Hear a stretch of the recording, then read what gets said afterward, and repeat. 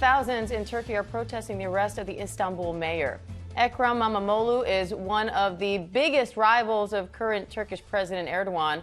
Turkish police arrested the mayor and other opposition party figures as part of investigations into alleged corruption and terror links. But some experts say the arrest is politically motivated and aimed at blocking İmamoğlu from running a 2028 run. İmamoğlu shared this message just moments before police raided his home, saying, "We are facing great tyranny."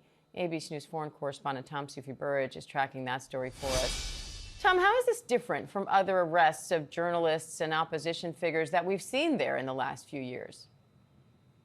Yeah, I think, Diane, because Mr. İmamoğlu, the mayor of Istanbul, is such a formidable opponent of Recep Tayyip Erdogan, the Turkish president, and really because of the reaction of the authorities and the demonstrations which we're seeing again today in Turkey and yesterday overnight. I mean, it has to be underlined that, you risk a lot going out to protest in Turkey these days. The regime is pretty repressive. Now, the government is claiming that this is a decision by the courts and the security services against Mr. İmamoğlu.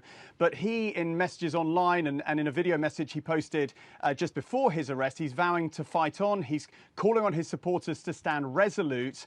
And we're not seeing any sign of those protests dying down at the moment.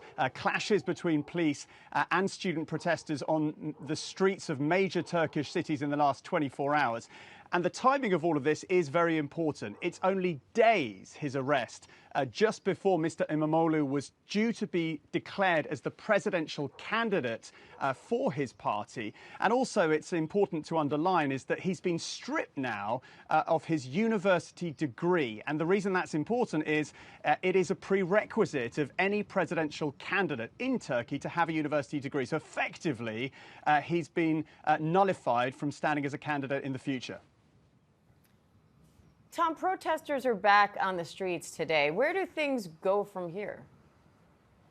Yeah, it's hard to judge in these kind of situations. I mean, when we've seen mass demonstrations on the streets of any country against an increasingly authoritarian regime in the face of, arrests of leading political activists. It's hard to know whether the demonstrations at this point in time have enough momentum. I mean, as I said, anyone going out to those protests could risk arrest. So it's a dangerous thing to do.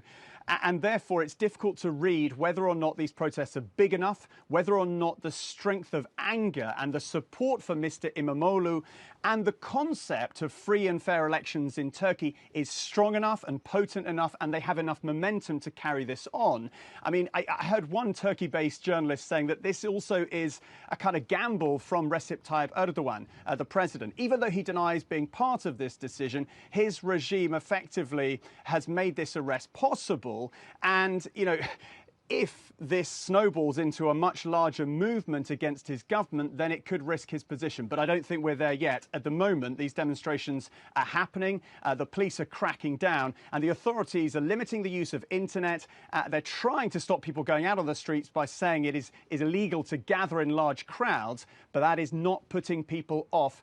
The sense of anger in Turkey about this detention of this leading political figure, a challenger to the president, is so severe that at the moment the protests continue.